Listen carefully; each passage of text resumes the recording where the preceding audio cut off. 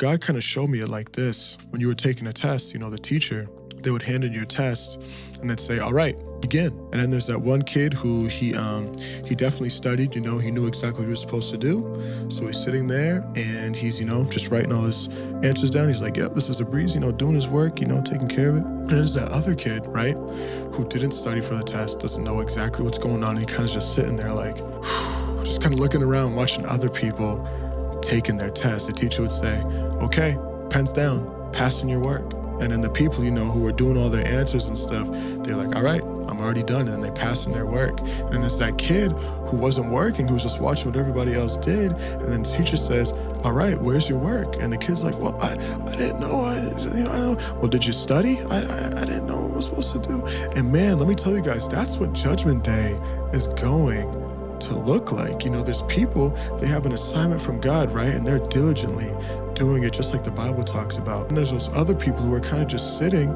not seeking God about what God wants to do through them and just watching other people work. And there's going to come a time when Jesus comes back and he says, pens down, turn in the work. Let me see what you did on earth with this life that I gave you. And we're going to have to give an account and an answer for our life.